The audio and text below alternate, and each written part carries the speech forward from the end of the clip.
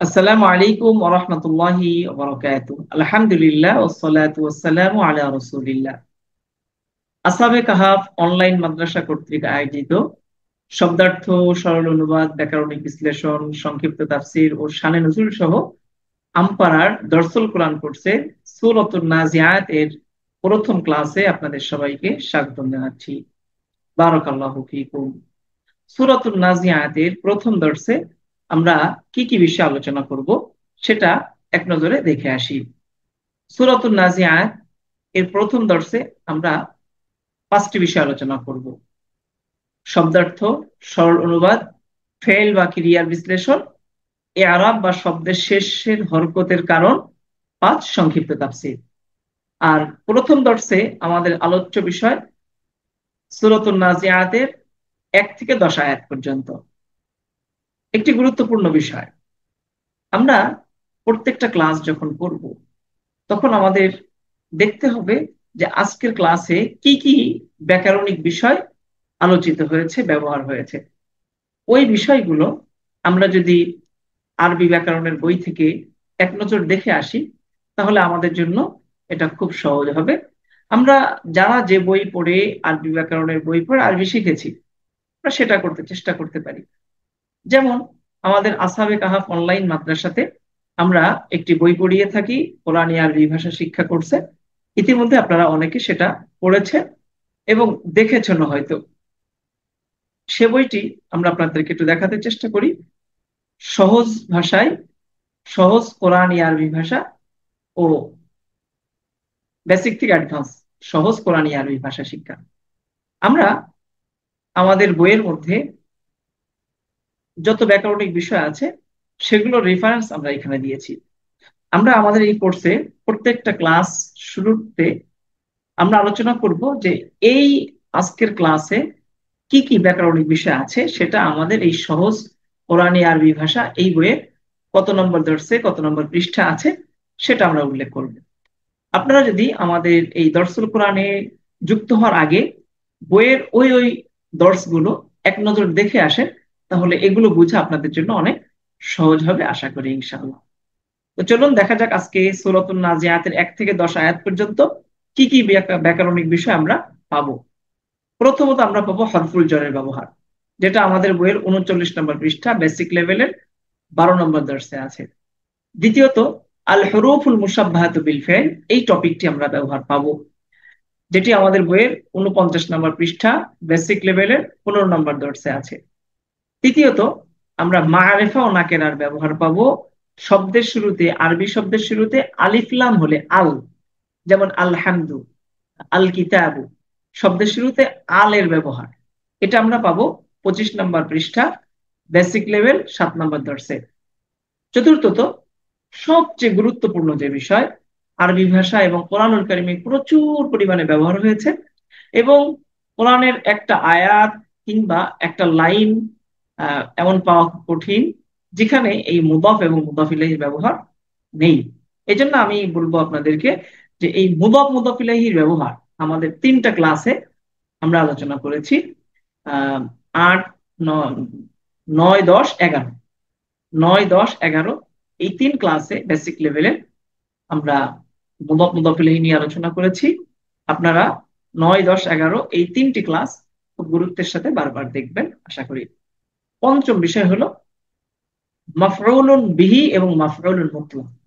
বিশেষ করে সূরাতুন নাজিআতের 1 থেকে 10 আয়াত পর্যন্ত যে আয়াতগুলো আছে এখানে প্রচুর পরিমাণ মাফউলুল মুতলাক এর ব্যবহার আছে।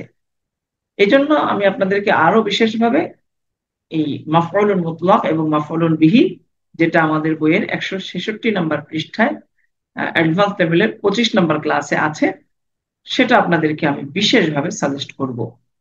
এতক্ষণ ছিল আমাদের ক্লাসের সহায়ক আলোচনা, যেটা আমাদের জন্য আরবি ভাষা এবং সূরাতুন নাজিআতের প্রথম 10 আয়াত বুঝতে সহায়ক হবে এমন কিছু আলোচনা। এবার চলুন আমরা আজকের মূল আলোচনাতে ফিরে যাই।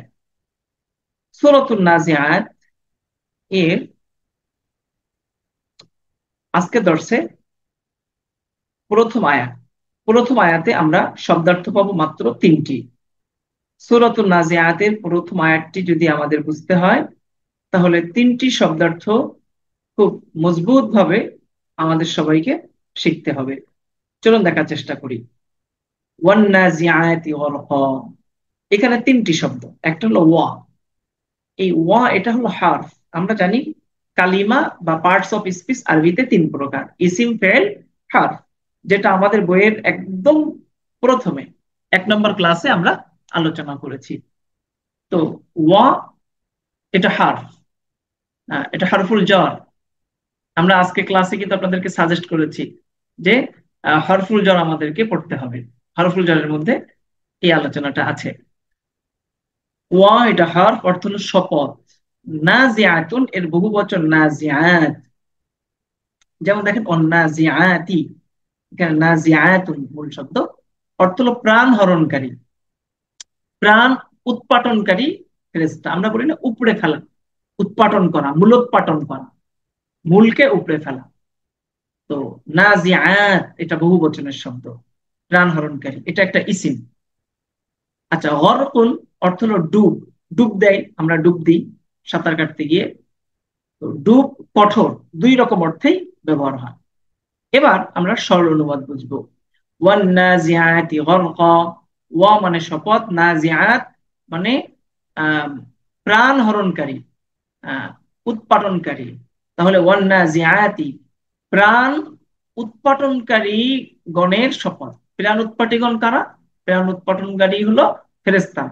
ওয়ান নাজিআত, এখানে ফেরেশতা শব্দটা আমরা উল্লেখ করে বলবো, প্রাণ উৎপাটনকারী ফেরেশতাগণের কসম। আচ্ছা, কিভাবে প্রাণ উৎপাটনকারী? গরকা অর্থ হলো ডুব দিয়ে, ডুব দিয়ে প্রাণ উৎপাটনকারী ফেরেশতাগণের শপথ। আবার গরকুন শব্দের আরেকটা অর্থ আমরা পড়েছি কঠোর। এইভাবে যদি আমরা কঠোর অর্থ গ্রহণ করি তাহলে অর্থ হবে অন্নাজিআতি প্রাণ উৎপাটনকারী ফেরেশতাগণের শপথ, গরকা কঠোরভাবে, কঠোরভাবে প্রাণ উৎপাটনকারী বা প্রাণ হরণকারী ফেরেশতাগণের শপথ। আশা করি আপনারা বুঝতে পেরেছেন। এবার আমরা ফেইলের আলোচনা করব। সূরাতুন নাজিআতের 1 নম্বর আয়াতে কোনো ফেল ব্যবহার হয়নি, আলোচ্য আয়াতে কোনো ফেল নেই। এবার আমরা এখানে ইআরাবের আলোচনা করব। ইআরাব অর্থাৎ শেষ অক্ষরের হরকত কেন এবং কি হয়েছে সে বিষয়টা আমরা জানার চেষ্টা করব। দেখুন, ওয়া এটা হলো একটি হরফুল jar শব্দ, যেটা মাবনি। মাবনি মানে যে শব্দের শেষে কোনো পরিবর্তন হয় না, যে শব্দের শেষে কোনো পরিবর্তন হয় না কখনো, এরকম শব্দকে বলা হয় সাধারণভাবে মাবনি নামে আমরা চিনি। তো যে শব্দটার শেষে কোনো পরিবর্তন হয় না, মাবনি, ওর শেষের অক্ষরের হরকত নিয়ে আমাদের আলোচনার কোনো প্রয়োজন নেই। ওয়া এটা মাবনি শব্দ।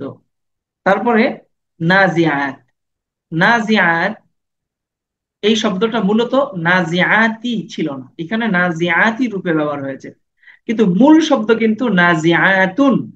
শব্দার্থ ভোকাবুলারি যখন ব্যবহার হবে নাজিআতুন, তাহলে বাক্যের মধ্যে যে নাজিআতি ব্যবহার হয়েছে, নাজিআতি, তুনের জায়গাতে তি কেন হলো? দেখেন, পূর্ববর্তী হরফুল jar যে ওয়া আছে, এই ওয়া এর কারণে, ওয়া হরফুল জারের কারণে আহ জ্বরের এরাব, জেরের এরাব, হ্যাঁ, জের হয়েছে, জ্বর। এই এরাবের আলোচনাটা আমাদের বুঝতে হবে। তো জ্বরের এরাব জের হয়েছে, আর শুরুতে আলিফ লাম থাকায় শেষে তানবিন হয়নি। এখানে জের হয়েছে কিসের কারণে? ওয়াও এর কারণে। আর এক জের হয়েছে, দুই জের না হয়ে এক জের হয়েছে আলিফ লামের কারণে। আলিফ লাম তানবিন হতে বাধা দেয়। তো আমরা বুঝলাম ওয়াও এর কারণে জের, আলিফ লামের কারণে সিঙ্গেল, তানবিন হয়নি। আচ্ছা, এবার আমরা বুঝবো গরকা। গরকা শব্দটা এটা মাফউলুন মুতলাক হয়েছে, মাফউলুন মুতলাক।